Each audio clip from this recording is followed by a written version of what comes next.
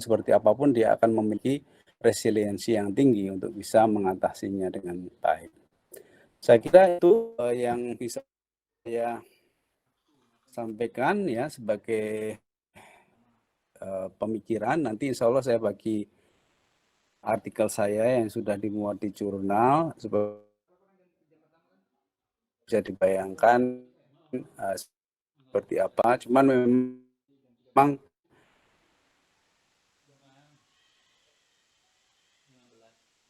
tentu saja tidak sesederhana yang saya di sini, yaitu ada beberapa hal yang mungkin perlu bisa mungkin. Itu saya kira. Terima kasih. Saya answer-nya di mana? Sebentar. Yeah, supaya kelihatan wajahnya. Ini di sini ya. Oke, di sini ya. Sekarang saya klik stop sharing. Baik.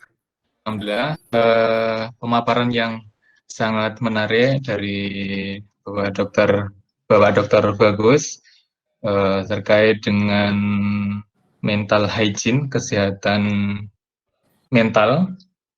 Beliau tadi memaparkan, Insya Allah, ini adalah teori baru dari Pak Bagus sebenarnya. Masya Allah. Iya. Yang kalau kami dulu ini Bapak apa namanya bukunya Pak Bagus ini tentang teori motivasi. Nah, kalau sekarang yang paling baru adalah tentang lapisan jiwa. Kalau mohon maaf kalau bahasa keren, bahasa ini teorinya namanya.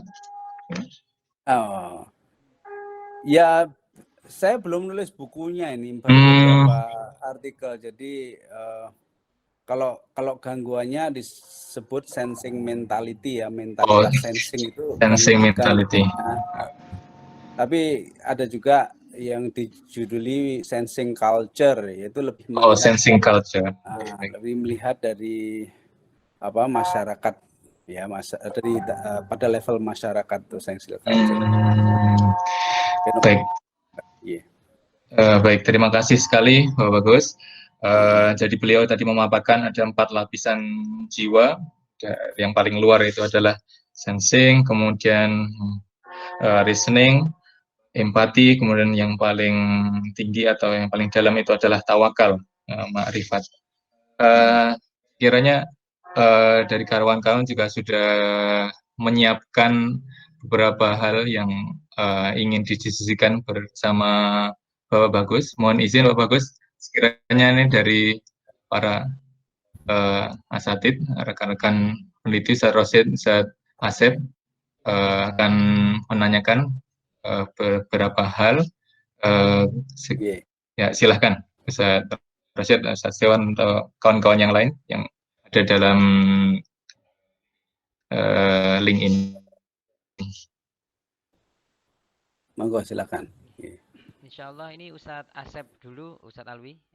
Pak Asep akan bertanya dulu, nanti selanjutnya saya. Mudah-mudahan Pak Bagus masih ada waktu nggih Pak. Ini Ustadz Asep dulu mungkin yang akan bertanya. Masih. Baik, Pak Asep. Ustadz Alwi. Mohon maaf. Eko itu. Eko, iya, masih agak.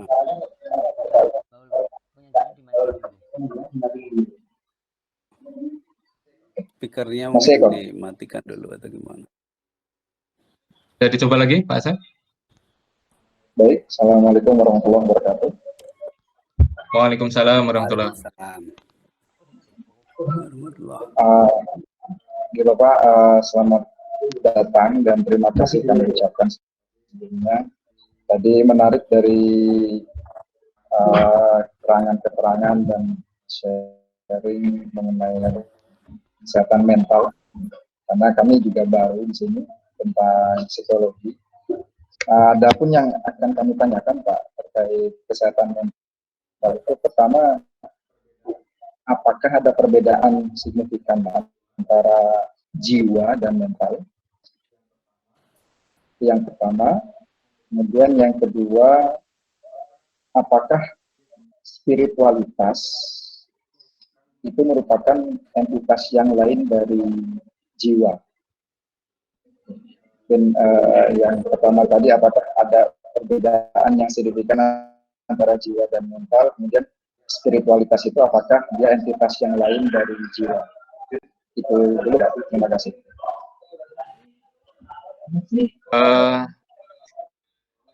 Terima kasih Ustaz Asep atas pertanyaannya. Kiranya dari Bapak Dr. Bagus bisa langsung Jawab dulu ya. diberi jawaban. Silakan. Baik, jadi begini, kalau dalam konsep Islam ya itu sebetulnya segala sesuatu itu sistemik ya. Jadi seperti akal dan qalb dan pikir dan nafs ya, dan sebagainya itu sebetulnya adalah sebuah sistem di dalam diri manusia yang tidak bisa dipisahkan secara tegas ya. Jadi kalau kita membaca Imam Ghazali misalnya itu kan yang menggunakan akal itu kolbu juga. Jadi jiwa itu ada di kolbu, dan kolbu itu memahami ya, melakukan ta'akul gitu ya, menggunakan akal dan seterusnya. Jadi sebetulnya mental dan jiwa itu sendiri kalau dalam konsep ini sebetulnya tidak perlu dipisahkan ya. Karena apa? Karena memang itu sebuah sistem yang saling terkait satu sama lain. Cuman kalau dalam istilah bahasa Inggris atau pemahaman sekuler, apa-apa itu dipisahkan sehingga seperti kita bicara masalah psikologi saja itu aslinya kan psike itu juga jiwa juga, nafs juga gitu kan. Tapi terus sekarang kita bicara malah tentang behavior, kemudian masalah mental processes, seolah-olah itu sudah tidak ada hubungannya dengan jiwa, padahal semuanya itu sebetulnya satu kesatuan yang sistemik gitu Pak. Nah kemudian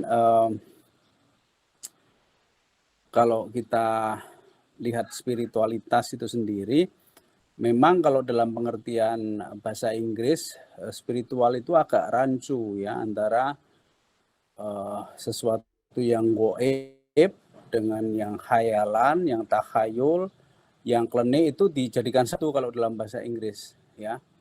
Sehingga makanya saya menghindari penggunaan kata spiritual supaya maknanya lebih tepat, yaitu tawakal. Karena yang dimaksud spiritual dalam Islam itu ya percaya pada yang goib itu, dan yang maha goib adalah Allah. Selain itu ada yang goib itu malaikat, kemudian hari akhir itu kan goib juga gitu. Jadi kita berusaha menghindari istilah-istilah yang bisa diinterpretasikan macam-macam dan bisa salah interpretasi gitu, kalau itu masalah spiritual. Begitu Pak, kurang lebih ya. Baik, terima kasih Bapak Bagus atas jawabannya. Bagaimana Ustaz Asep? Kayaknya ada ini tanggapan dari Ustaz Asep atau dari ada boleh menanggapi Ustaz Alwi? Iya, silakan Asep. Oke. Terima kasih Pak sebelumnya. Kalau begitu kaitannya dengan problematika remaja tadi Pak, ini kan seperti Bapak bilang tadi, mereka masih dalam proses mencari jati diri, jiwa atau mentalnya itu masih labil. Iya. Nah, lantas terkait dengan itu ternyata banyak juga remaja yang karena kelabilan jiwanya itu menyebabkan lemah juga terhadap fisiknya. Nah, iya, itu ya. yang mau Dinamika psikologis itu lalu mempengaruhi kondisi fisik. Somatis itu kan fisik ya, tubuh kita, jasad ya. Psike itu psikologisnya, psikosomatis itu bagaimana dinamika psikologis ya gitu mempengaruhi kondisi fisik. Nah, ketika kita bicara psikologis ini ya di dalamnya itu ada mental tadi, dinamika mental, cara berpikir atau gejolak jiwa dan sebagainya itu. Dan ini sangat terkait ya. Kalau dalam kitab klasik tentang psikologi oleh Al-Balkhi ya, itu ada bukunya yang salah satu bukunya yang cukup terkenal dalam ranah psikologi itu, kalau bahasa Inggrisnya itu The Sustenance of Body and Soul ya. Jadi maslahah abdan wal anfus atau apa gitu kalau bahasa Arab ya. Jadi nafs dan jasad itu, nafs dan badan kita itu terkait sangat erat. Dan ini juga di ranah ilmu farmasi itu sudah menjadi semacam mainstream ya. Saya bertemu seorang profesor farmasi ya. Kebetulan kita punya aktivitas bersama di Solo, kita sering ngobrol, dia bilang perkembangan farmasi sekarang ini lebih ke arah psikologis. Jadi bagaimana mengobati penyakit itu bagaimana adalah dengan cara membenarkan pola pikirnya ya, mengobati jiwanya itu, sehingga ketika orang itu berpikirnya benar, hatinya tenang, itu secara badaniah juga akan sehat. Kalau hatinya gelisah, kemudian cemas ya, takut, marah ya, itu nanti fisiknya juga akan menderita. Ya, yang paling jelas itu adalah penelitian tentang tekanan darah ya. Jadi ketika orang itu membaca Quran atau berpikir ya, itu kan hatinya jadi tenang, dan hatinya tenang itu nanti tekanan darahnya akan menjadi normal ya. Jadi semakin tenang hatinya, tekanan darah itu jadi normal. Padahal tekanan darah itu sangat besar pengaruhnya pada kondisi fisik ya. Dia bisa menjadi darah tinggi. Kalau darah tinggi nanti jadi mudah marah. Jadi sangat terkait satu sama lain ya. Kemudian nanti kalau bisa stroke dan sebagainya itu. Sehingga betul-betul tidak bisa dilepaskan hubungan antara mental dan fisik dan mental, jiwa dan raga ya. Itu saya kira Pak. Makanya mengobati jiwa itu juga sebetulnya akan berdampak positif pada fisiknya. Orang yang berbahagia, dan ini penelitian di Harvard juga membuktikan, walaupun ini bukan penelitian bukan penelitian psikologi agama atau apa, tapi orang yang hidupnya panjang, sehat, berbahagia itu adalah orang yang punya banyak teman. Jadi sering bersilaturahmi, memperpanjang usia itu sudah dibuktikan secara empiris itu di penelitian 75 tahun. Jadi penelitiannya itu 75 tahun Pak di Harvard itu. Longitudinal ya. Jadi kalau orang-orang para peneliti di Amerika, di negara-negara barat sekarang ini kalau meneliti itu serius banget, nggak sampai lalu betul-betul. Dan mereka bergenerasi-generasi gitu saling sambung menyambung.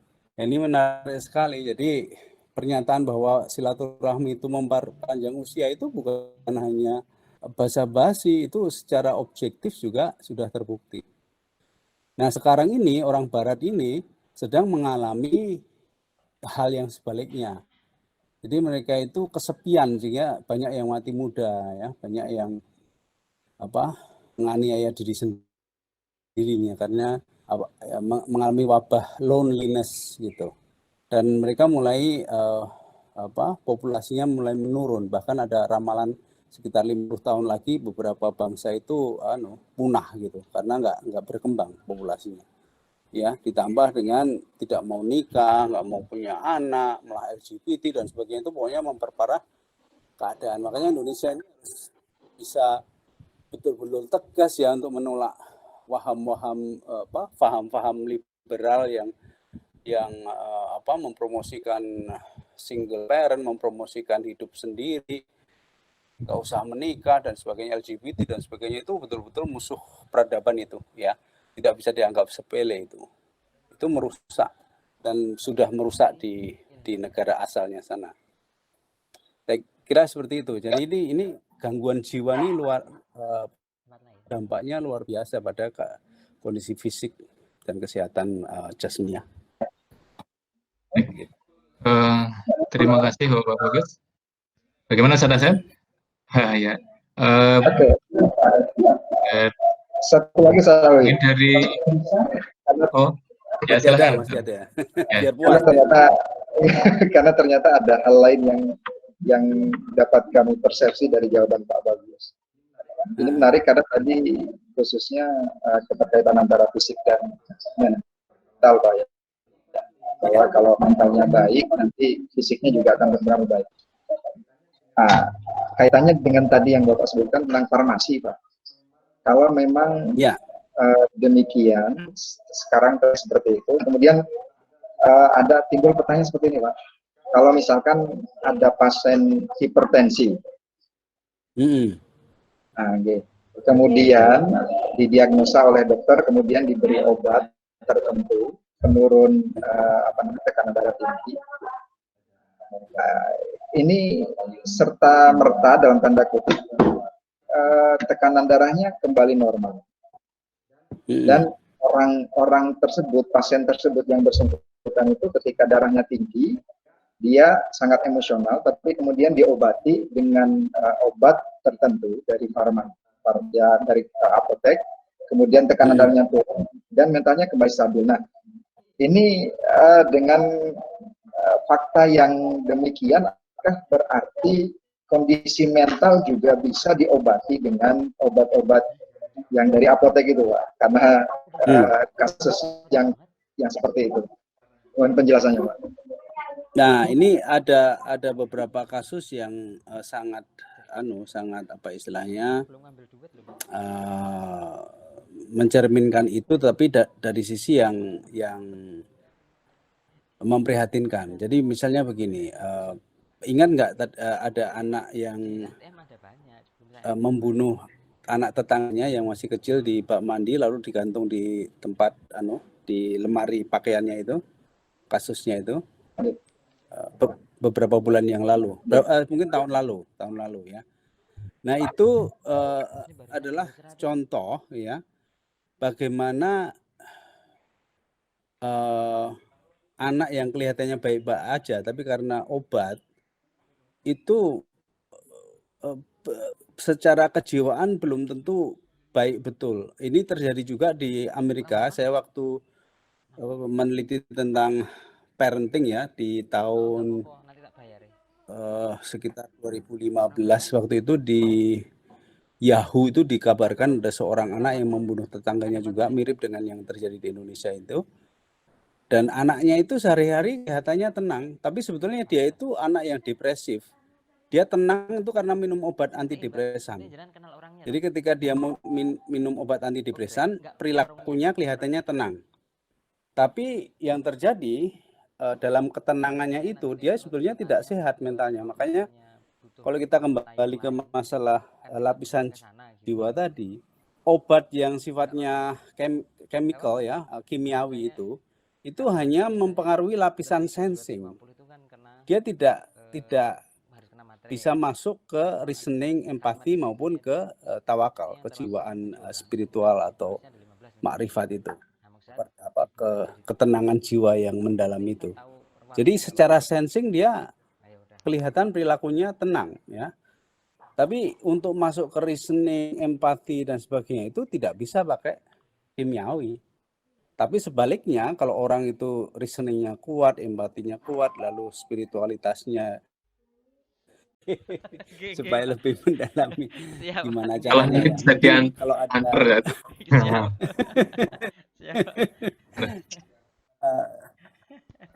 ya, kalau yang kedua, angketnya itu akan sangat bermanfaat ya. Angketnya Bu Zakia itu akan sangat bermanfaat untuk istilahnya kalau dalam penelitian itu kan direplikasi ya, direplikasi begitu. Cuman kita harus menggunakannya itu dengan apa istilahnya ya, dengan persiapan apa, dengan kesiapan kita untuk mendapatkan sesuatu yang lebih dari itu. Karena angket itu ketika disusun ya, kemudian disebarkan, itu dia akan mengembalikan data sesuai dengan desain dari angket itu. Artinya angket itu tidak akan menangkap masalah baru, tapi bisa jadi masalah yang lama pun masih ada, tapi masalah yang baru nggak ketangkap gitu loh maksud saya. Oh ya. Jadi kalaupun itu disebar, saya yakin sebagian besar masalah yang diidentifikasi itu masih ada. Cuman masalah yang baru yang waktu itu belum ada, mungkin nggak akan ketangkap dari angket itu. Sehingga kalau kita mau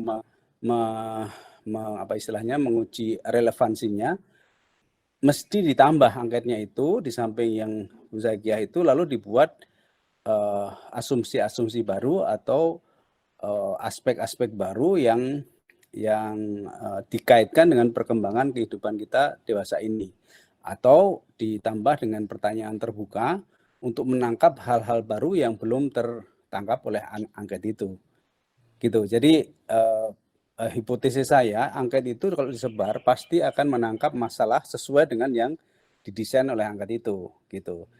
Cuman dia tidak akan mampu mengungkap hal baru yang muncul dewasa ini. Itu saja ya, supaya kita sadari itu. Sehingga ketika kita meneliti jangan hanya mengulangi itu. Nanti kebaruannya kurang nampak gitu. Justru harus ditambah itu supaya ada kebaruan. Gitu. Bahwa itu masih relevan, itu saya kira kemungkinan besar masih relevan, karena dalam angket itu kan kalau sekilas saya lihat dari review, saya aslinya belum dapat ya, saya hanya dari review-review, itu kan dia menyangkut latar belakang keluarga, kemudian pergaulan, itu sekarang juga masih ada masalah itu. Cuman tambahan-tambahan itu yang harus kita ungkap ya, sehingga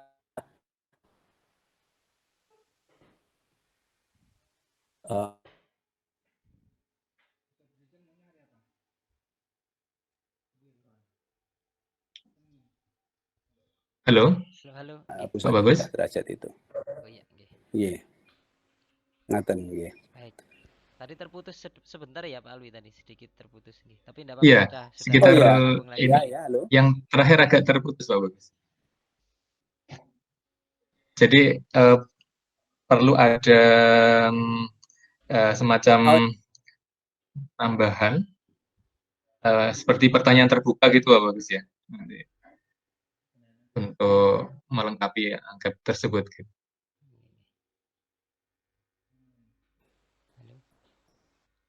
Iya. Halo. Nggih. Iya. Oh iya, nggih. Iya. Bisa masuk. Nggih. Boleh menanggapi Ada sedikit? malaikat lewat. Nggih. Boleh menanggapi sedikit nggih Pak Alwi ya? Ya silakan Pak. Ya nggih. Baik Pak Bagus, terima kasih sekali. Memang kami penelitian ini pun masih berlanjut. Kami diberi waktu hingga sampai bulan November itu harus sudah selesai semua. Dan kebetulan memang insya Allah Pak Bagus untuk mengantar buku, saya siap mengantar buku ini selesai semua. Mohon barangkali nanti bisa bertemu di Jogja Pak Bagus. Kebetulan rumah saya dekat Jogja, saya di Purworejo Pak Bagus. Oh gitu. Nggih. Oh lewat dong Purworejo. Nggih. Dan lewat Jogja. nggih. Insya Allah kalau nanti ada waktu, justru kelihatannya saya perlu diskusi dengan Pak Bagus. Andai kata nanti Pak Bagus berkenan, karena berkaitan dengan tadi mengenai untuk membuktikan relevansi itu perlu ada semacam penyesuaian nggih, angket-angket tadi. Sebenarnya angket Buzakia ini sudah saya tulis ulang. Jadi ini memang susah cari buku ini, Pak. Terus saya tulis ulang angketnya itu. Iya makanya. Terus angket itu sementara kami memang kami adakan sedikit perubahan redaksi dan beberapa problem yang tidak masuk. Di antaranya gadget itu memang tidak masuk dalam angketnya Buzakiah itu, Pak. Permasalahan gadget itu. Terus kami kemarin mencoba menyebarkan angket itu di anak-anak remaja di pondok. Nggih. Dan ini sudah direspon balik oleh mereka. Kami sedang mengolah datanya itu.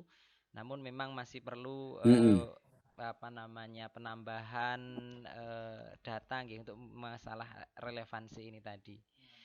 Kemudian selanjutnya kami juga mungkin tidak bertanya lagi Pak Alwi, kami mohon doanya dari Pak Bagus karena alhamdulillah untuk paper kami ini kami kirimkan ke jurnal ke seminar internasional di UIN Semarang, alhamdulillah diterima. Tanggal 5 besok kami akan presentasi. Nah, ini mohon doanya tentang mental hygiene Bu Zakia ini Pak yang akan kita bawa ke sana. Mudah-mudahan ini bisa jadi salah satu mediasi untuk bisa mengupgrade pengetahuan psikologi ala Bu Zakiyah nanti ini Pak Bagus. Oh, baik. Ya, bisa terus berarti sembari ke Semarang, berarti mampir ke Jogja untuk konsultasi ke Dr. Bagus ini. Kelihatannya sebelum ke Semarang saya harus sowan ke Pak Bagus dulu nih Pak Bagus. Itu aja Pak Alwi mungkin. Terima kasih. Barangkali ada tanggapan dari Bagus terkait dengan apa yang disampaikan Pak Rafid tadi.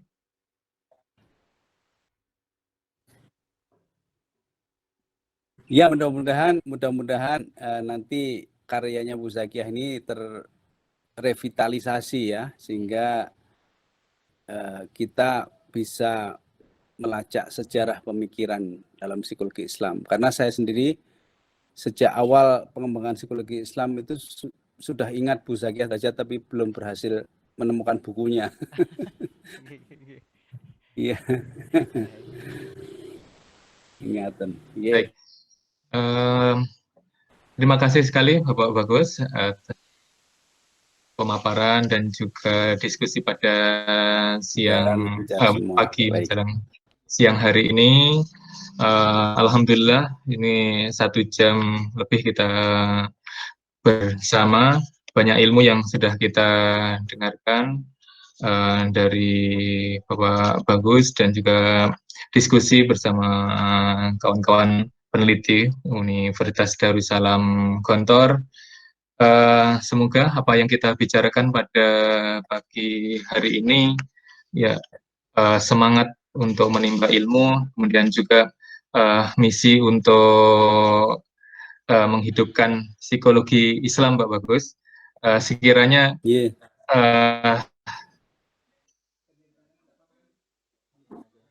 sebenarnya kami juga beberapa kali mengikuti, Pak Bagus juga sudah mengisi di program Pasca Sarjana Unida Gontor. Kemarin kami konsultasi ke Ustadz Jerman, kemudian juga dari kawan-kawan Pasca juga sangat antusias Pak Bagus untuk mengkaji psikologi, dan terutama lagi Bapak Wakil Rektor kita, Dr. Hamid, beliau juga sangat istilahnya memotivasi kita untuk bagaimana mengkaji psikologi Islam dalam. Dan pastinya perlu banyak konsultasi ke Pak Bagus, kemudian juga nanti Pak Bandi dan beliau-beliau yang pakar-pakar di psikologi ini. Barangkali mungkin ada istilahnya kata penutup dari Bapak Bagus sebelum nanti kami serahkan kepada pembawa acara. Silakan Bapak Bagus. Baik, terima kasih. Alhamdulillah yang berkuasa atau yang mainstream itu masih psikologi yang alirannya bukan Islam ya, sehingga semangat untuk mengembangkan psikologi Islam ini sangat penting karena pentingnya ilmu psikologi ini dalam mempengaruhi pola pikir kita, cara pandang kita, dan juga bagaimana mendefinisikan diri kita ini ya. Saya agak prihatin itu ketika ada ustadz-ustadz itu mengutip psikologi tapi psikologinya bukan psikologi Islam ya, jadinya kadang-kadang agak merasa kok begitu gitu ya. Jadi masih mencocok-cocokkan Islam dengan ilmu psikologi. Padahal ilmu psikologi itu sendiri harus dibersihkan dulu untuk bisa kita gunakan untuk mendefinisikan kehidupan seorang muslim ya. Itu hal yang sangat penting untuk kita sadari dan kita tekuni. Insya Allah nanti semakin kalau kita istiqomah, insya Allah nanti Allah akan membukakan jalan dan pintu pemahaman yang bisa lebih komprehensif, dan insya Allah nanti psikologi di Indonesia ini kalau bisa semuanya psikologi Islam, jangan lagi psikologi yang lain-lain. Amin. Ya. Ini ya ada beberapa fenomena sosial ini yang cukup memprihatinkan ya, yang menumpangi ilmu psikologi ini, termasuk ya paling jelas itu LGBT itu yang mengatakan itu sesuatu yang normal, itu kan jelas sudah sangat bertentangan dengan agama kita. Sebetulnya bukan hanya agama kita, semua agama ya. Teman, agama kita lah yang paling kuat berpegang pada itu. Agama yang lain sudah menyerah pada ilmu psikologi. Jangan sampai agama Islam juga menyerah pada ilmu psikologi, karena kita harusnya lebih otoritatif dan lebih benar, yang lebih menyelamatkan insya Allah. Saya kira itu yang saya perlu sampaikan supaya kita sadar dan hati-hati untuk mempelajari ini. Terima kasih. Wassalamualaikum warahmatullahi wabarakatuh. Waalaikumsalam warahmatullahi wabarakatuh.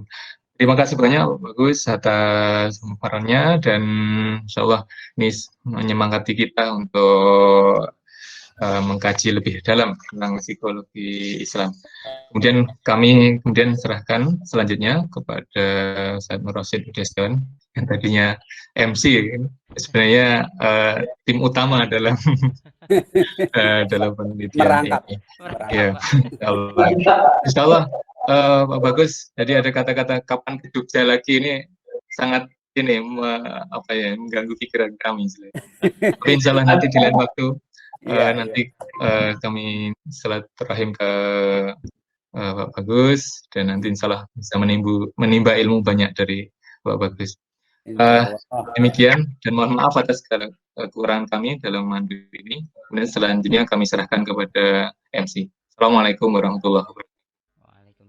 Waalaikumsalam. Baik, terima kasih sekali Pak Alwi selaku moderator, terutamanya juga Pak Bagus yang telah berkenan untuk memberikan ilmunya kepada kita. Saat asap mungkin di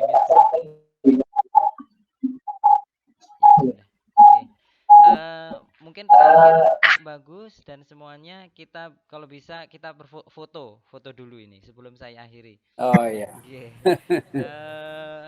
Mungkin teman-teman bisa dibuka kameranya, ya. Ilham mungkin bisa dibuka dari kampus Putri, Afifah mungkin juga bisa buka kameranya, ya. Teman-teman yang lain bisa dibuka, atau mungkin ini salah satu kendala kita ini Pak. Kalau dalam seperti ini mungkin ada yang harus mendobel kegiatan. Ini ciri khasnya milenial. Mohon maaf Pak Bagus.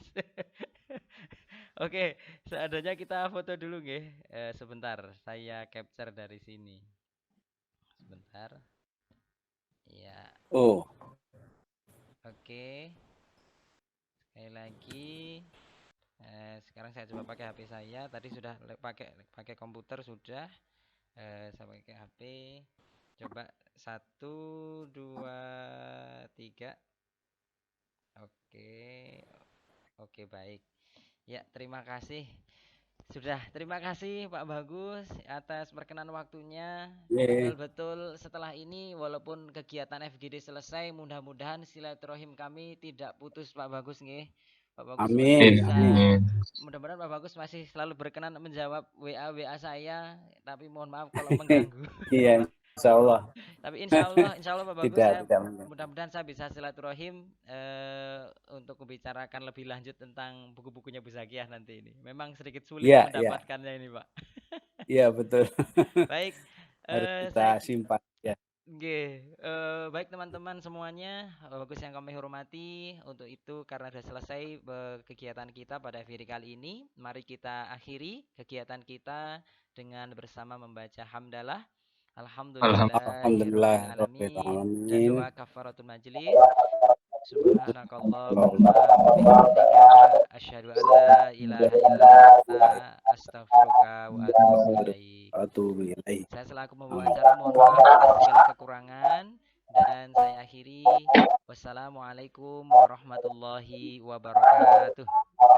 Waalaikumsalam warahmatullahi wabarakatuh. Waalaikumsalam warahmatullahi wabarakatuh.